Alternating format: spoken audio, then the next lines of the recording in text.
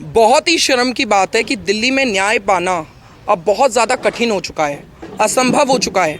आज एक ऐसा मामला हम आप लोगों को दिखाने वाले हैं जिसे देखने के बाद आपको समझ में आएगा कि कैसे दिल्ली पुलिस और कुछ थाने, कुछ भ्रष्ट अधिकारी रिश्वत की लालच में, अपने निजी स्वार्थ में केसेस को टाल मटोल कर देते हैं। विक्टिम रोडों पे घूमता रहता है, उसकी जान पे बन आती है।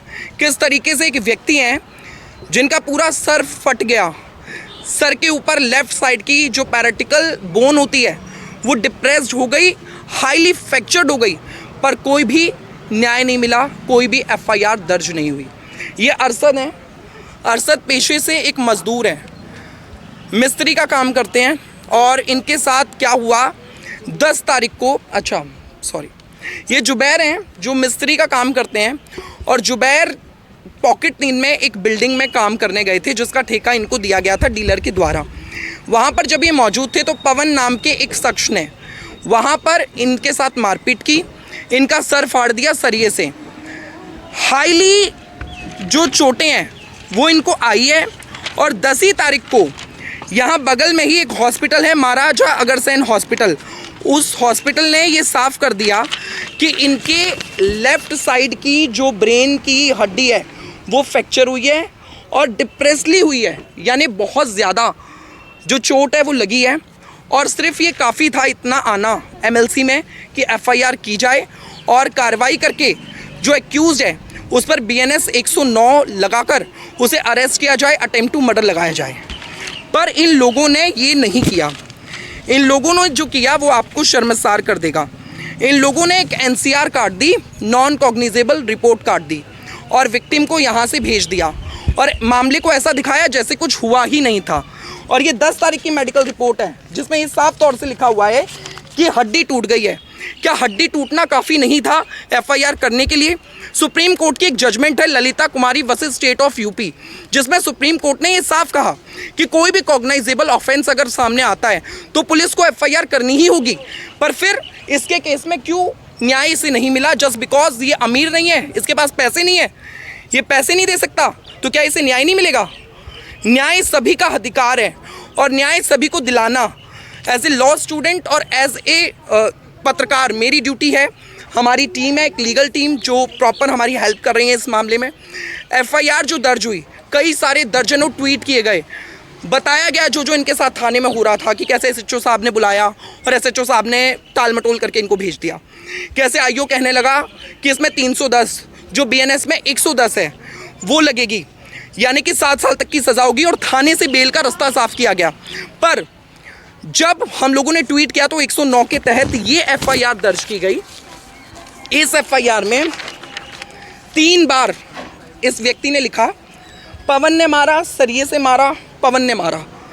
पर पुलिस ने जो रिपोर्ट लिखी तो यहाँ 7वां कॉलम है जहाँ पे एक्यूज का नाम लिखा जाता है, यहाँ पे लिख दिया अननोन।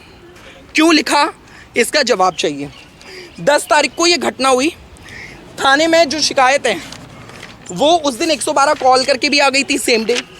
उसके बाद इन्होंने 10 तारीख को एनसीआर भी काट दी थी। पर यहाँ ये लिखते हैं कि 20 तारीख को ही शिकायत रिसीव हुई और 20 तारीख को ही इन्होंने एफआईआर कर दी। नीचे लिखते हैं नो डिले। एक व्यक्ति का सर फूट गया, वो मर भी सकता था, 10 दिन बाद एफआईआर हुई और लिखते हैं नो डिले। ये कैसा न्याय है? डीसीपी रोहिणी शशांक जी, मैं आपसे पूछना चाहता हूँ कि क्यों ये अमन विहार थाना एक अड्डा बना हुआ है जहाँ पर लोगों को न्याय नहीं मिलता? ऐसे कई सारे केसेस हमारी लीगल टीम के पास हैं जहाँ पर ये सामने आता है कि कानूनी शब्दों से खेलकर, टाल मटोल कर कई सारे केसेस जो थाने में ही दबा दिए जाते हैं। आप सोचिए, सर फट जाता है और एनसीआर काट कर यहाँ से भगा दिया जाता है थाने से। How it can be possible? कैसे हो रहा है? कानून की पूरी धज्जियाँ उड़ रही है। और सीपी साहब, सतीश गोलचा साहब, आप कहते हैं शांति सेवा न्याय। कहाँ है शांति सेवा न्याय? सिर्फ शब्दों में, ग्राउंड पर तो है नहीं। अगर होता तो इस मजदूर को भी न्याय मिलता। तो कार्रवाई कीजिए ऐसे अधिकारियों पे जो लोग इस तरीके की हरकतें करते हैं। हेड कांस्टेबल संदीप हैं जिन्होंने एनसीआर काटी, एफआईआर जो काटी है वो एसआई अंकित है। यहाँ के एसएचओ साहब हैं, उनसे भी पड़ताल की जाए, पूछताछ की जाए कि ऐसा क्यों किया गया है। बाकी मामला हमारी लीगल टीम है, एडवोकेट जास्मिन जी, वो बताएंगी मैम किस तरीके से इसको देखते हैं जो ये पूरा मामला हुआ है। 14 तारीख को जिस दिन एनसीआर काटी गई थी 14 तारीख को जिस दिन एनसीआर काटी गई थी, उस दिन जुबैर जब अधमरी हालत में था उसने एक फ़ोन किया अरशद को, जिसमें मौके वारदात पे इनका भतीजा वहाँ पे पहुँचता है और ये बताएगा आप लोगों को कि इसने क्या क्या देखा और कैसे देखा इन्होंने, कि पवन ने इसके साथ क्या क्या किया। पूछिए। जैसे मैं वहाँ पहुँचा तो एक मिनट आ गया अपना नाम मेरा नाम अरशद है जी। इधर देखना क्या मेरा नाम अरशद है जी। जैसे मैं वहाँ पहुँचा तो वो क्या कहते हैं लिफ्ट से उसको घसीट के पार्किंग में ला के छोड़ दिया। उसके बाद फिर उन्हें बोला तो गाड़ी में बैठा के एक 3 पॉकेट में क्लिनिक है संजीव क्लिनिक, उसमें ले गया था। वहाँ भी नहीं लिया, वो बोला कि पुलिस केस है। फिर उसके बाद पाल हॉस्पिटल ले गया, वहाँ भी नहीं लिया। उसके बाद फिर एग्रेशनल में ले आया सर, जिसके लिए उसका गाड़ी का भी फोटो है मेरे पास, नंबर प्लेट का, मैं आपको मीडिया से दिखाने चाहता हूँ। अच्छा, जिस गाड़ी में आपको ले जाया गया था हॉस्पिटल, उसका नंबर प्लेट है? जी जी जी। फिर भी पुलिस ने अनट्रेसेबल लिख दिया कि मतलब वो ट्रेस नहीं हो सकता, गाड़ी का नंबर प्लेट है, सब कुछ है, और क्या चाहिए? से इसकी फोटोज हम आपको व्हाट्सएप पे भी शेयर कर देंगे सारे पत्रकारों को। ये मेन हमारे विक्टिम है, इनका नाम है जुबैर। जस्ट बिकॉज ये गरीब हैं तो इन्हें न्याय नहीं मिल रहा है। क्या कुछ हुआ था उस वक्त? जुबैर क्या हुआ था? पवन ने मुझे मारा था। नहीं पहले अपना नाम पूरा नाम। मेरा नाम जुबैर है। क्या पूरी घटना हुई थी? सेक्टर 22 में पॉकेट 3 में बिल्डर ने मुझे काम करने के लिए भेजा था छत पे, विंडो रिपेयरिंग करने के लिए। और उसका वाइफ से हम बात करवा दिया था, लेडीज़ से, आकाश से बात करवा दिया था। उसके बाद वो पति अपना बुला के, पवन नाम से है, वो सरिया से और मेरा सर फोड़ दिया है। क्यों फोड़ा? सरिये से मारा? क्या था? हाँ, सरिया से। किस कारण फोड़ा है? कोई कारण, कोई लड़ाई? कोई कारण नहीं, हमसे कुछ लड़ाई नहीं हुआ था। नहीं, हम कुछ नहीं कहते, हम काम करने गए थे, विंडो रिपेयरिंग करने। इसका रीजन है ईगो। मुझे इंसाफ ईगो चाहिए। रीजन है।